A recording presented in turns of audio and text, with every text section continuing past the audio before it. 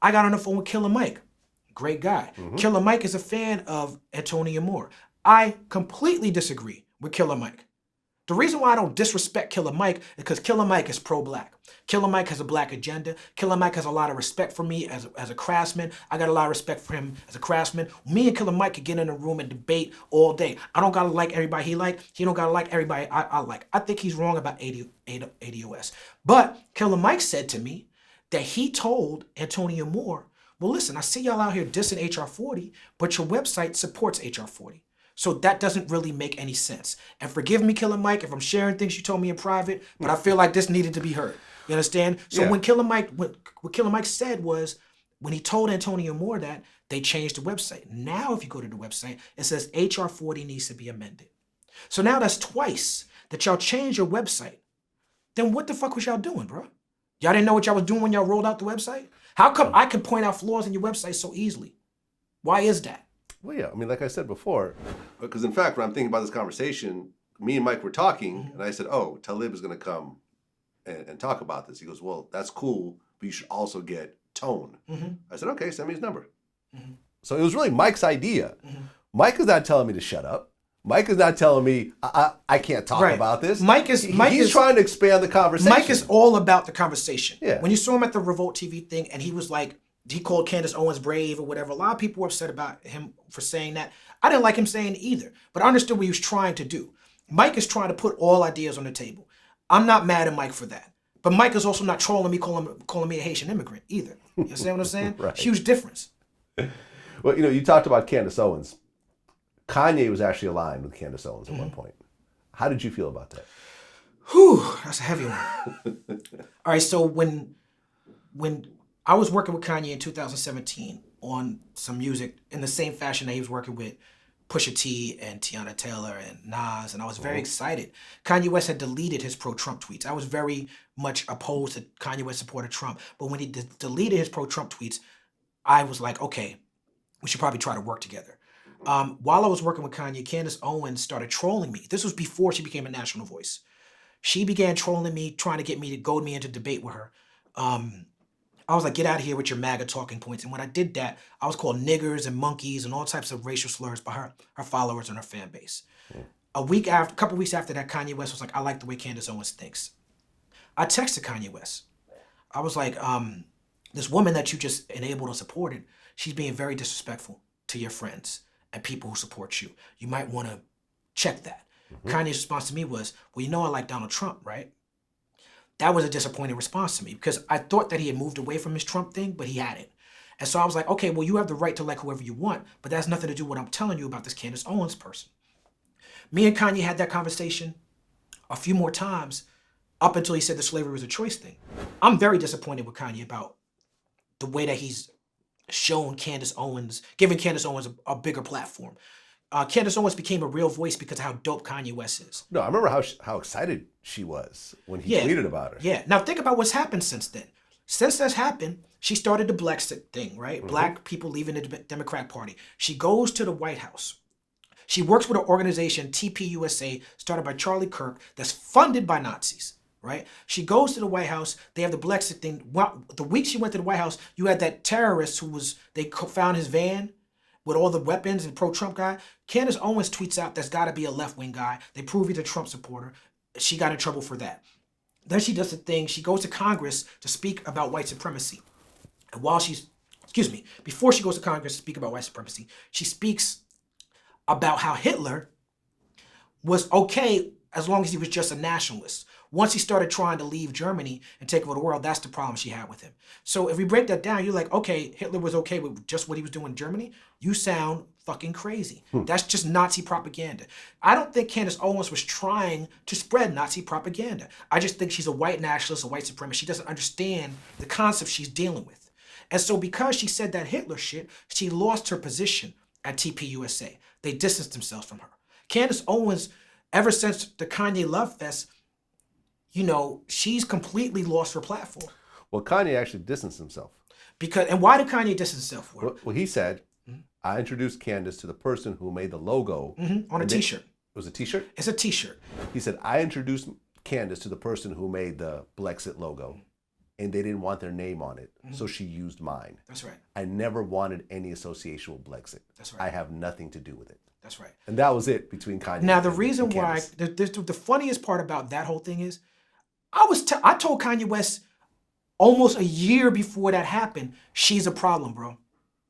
Everyone who was in his life that was like anti-Trump was like, don't do this. I know. I saw it happen. Kanye West didn't distance himself from Candace Owens because she was pushing fascist propaganda. He didn't distance himself from Candace Owens because she's dangerous to black people. He distanced himself from Candace Owens because she made a t-shirt that he didn't like that she said was associated with him. Had nothing to do with blackness. It was fashion. She made a Blexit logo with a Kanye. No, she just said he was responsible for making the logo. Oh. So Kanye was like, that shit is ugly on some fashion shit. Like, I don't have nothing to do. Like, that's what I realized with Kanye. Like, don't fuck with fashion. Then Kanye is not gonna fuck with you no more. You know what I'm saying? I feel you.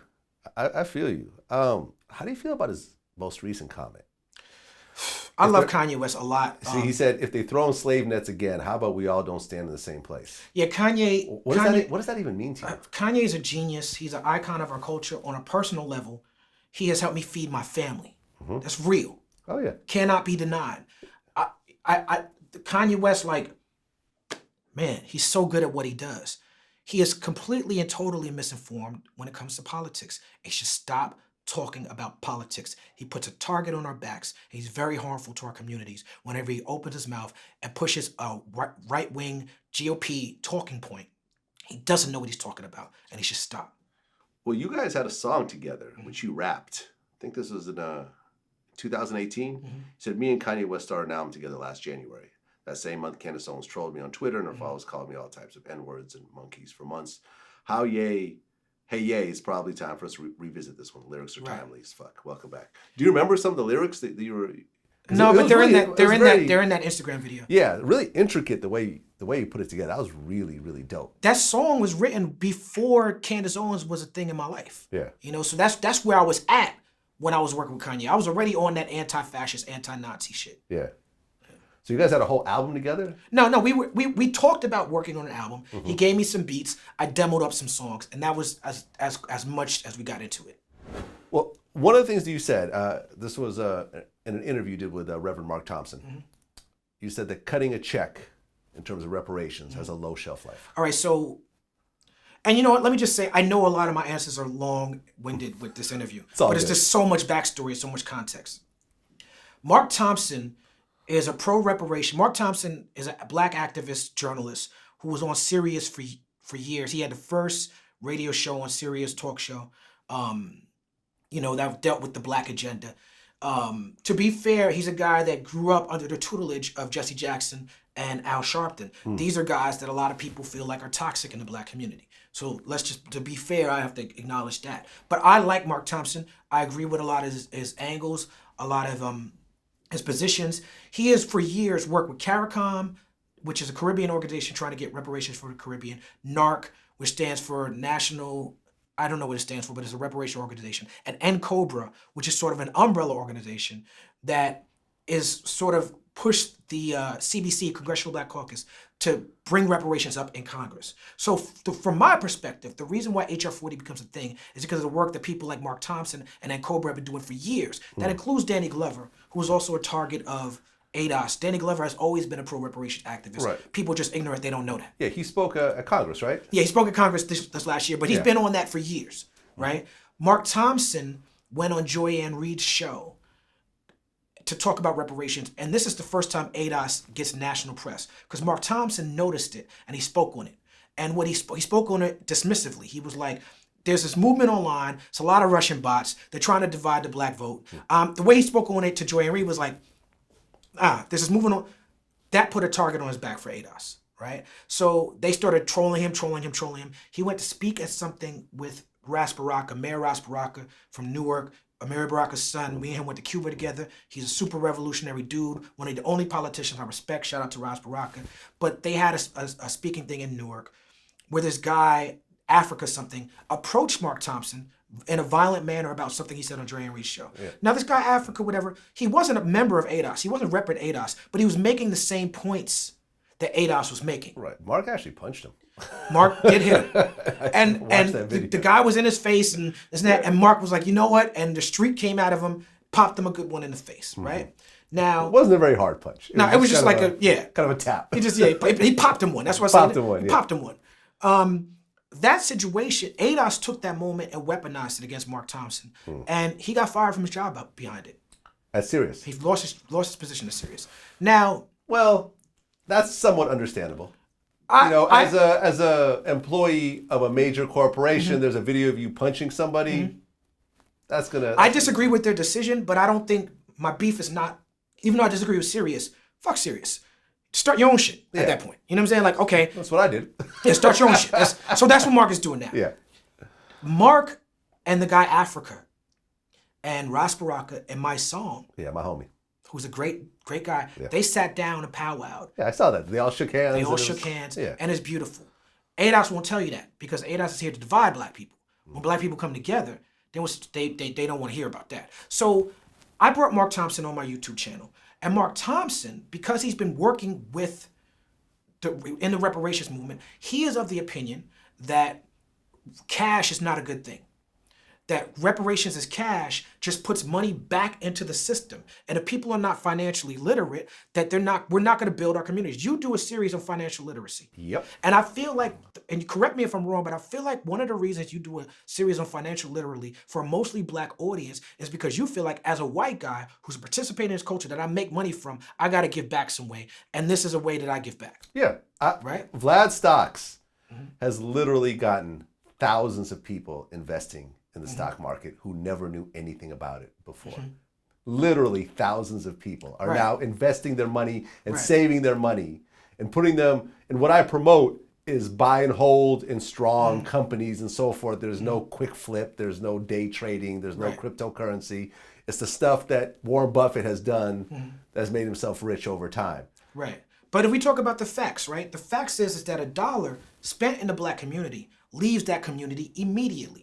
When you talk about other communities, Chinese communities, Asian communities, Jewish communities, those dollars circulate maybe 20, 30 times. Right. But the thing is, you made a point of people who do not have financial literacy. Right. But I want to clarify to say that the reason why I specify black people need more financial literacy is not because white people are financially literate. Literacy. Literacy, right. Yeah. White people are not more financially literate than black people. They just can afford to be more stupid about money because white people have generational wealth in general in this country. White people in this country in general have the ability to fail upwards like Donald Trump in a way that black people just don't. Right. And I've touched on that also. When you talk about generational wealth, I've said that rich kids watch their parents invest in stocks. Poor kids watch their parents play the lotto. That's right. And what is the lotto? Investing right back in the system.